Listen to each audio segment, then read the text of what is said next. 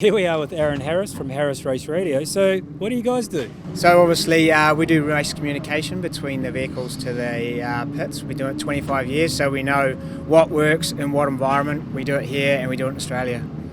So, tell us what we got here and what is it used for? So this will give you an idea of the setup. So obviously you're a lot of time on TV, you'll see guys standing in the pits with a headset on. Obviously they'll have a radio, noise cancelling headset on, and we run a full digital system. So that basically what we'll do is the voiceover, if they hear a noisy car going past, we've got technology that it cuts that out and they just hear what the communication they need to hear from the pits to the driver. So the driver only hears what they need to hear.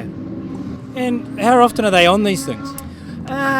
You have some drivers that'll talk to you every lap, other guy you'll hear nothing out of, so it just depends on the driver. Some guys just want to know what they need to know, how far they are behind or what their lap times are or how far till they come in. But then other people use it, make sure you're getting a drink, help the drivers along, as that time stretches out.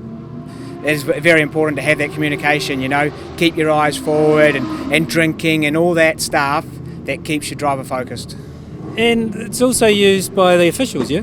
Exactly, yeah. So obviously race officials are doing the same thing. Race officials are using our radio systems and they are also communicating back to the teams as well. Not to the drivers, to the teams. So if there's a safety car or there's oil on the track or there's an incident that they're looking at, they will communicate back to the teams through the same system. Then if it's to do with your driver, you can tell your driver. So it speeds up the process so much for everybody. So if there's going to be a safety car restart, tell your driver, safety car restart this time. He knows we're ready to go. None of this flying blind anymore. And it's the same for us. Basically, you would have seen a lot of us on the live stream walking around with these headsets on.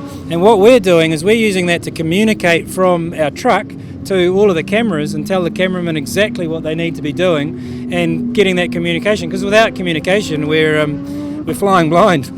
Yeah, exactly.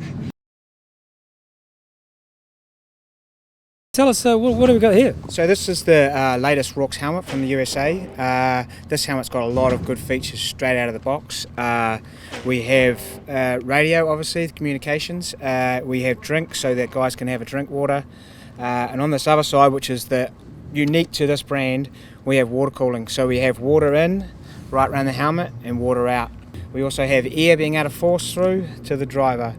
Again, another feature of this particular helmet is new safety device. What they can do is they can, and if there was an accident, which obviously no one wants to have, basically they're in the car, if they pull these tabs, if I pulled it off you without hurting their neck, if I just pull these two tabs, what happens is this releases and pulls it off you. So in other words, it pulls it off your head without stretching your neck.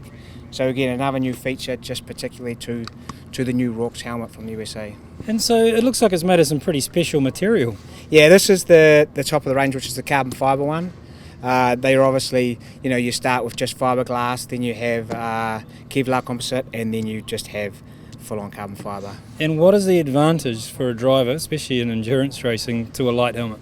So obviously their heads are moving around a lot, so the less weight you've got sitting there, the less movement you've got, and obviously, most of these guys are doing an hour and a half, so the more weight you've got on your head, the more strain you've got on the neck, you're not as sharp in the car. And so, these fast GT3 cars, what sort of G-forces are they pulling? Some of these guys will be, especially around here, will be, well into the 2.5 G sort of thing. On some like a big sweeper and that, they'll be getting close to 3 on a good day with good tyres. When their fuel loads come down, they'll be getting close to 3 Gs.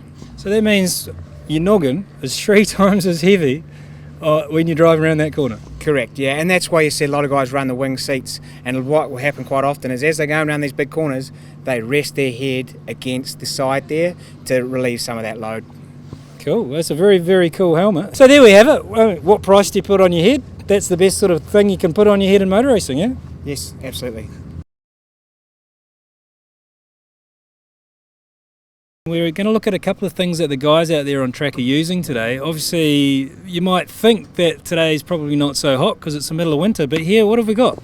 So here what we've got is a fast cool box, cool system. And what it is basically the guys run a cool shirt, this sort of thing here, the fast shirt. And what they do is we put ice and water through here and we pump it through here, and it runs right through. And what it does is keeps their core nice and cold. Even though it's rainy or whatever's going on in the situation, the cabin temperature is still 60 to 80 degrees. So the more focus they can have by being cooler, the better off they are.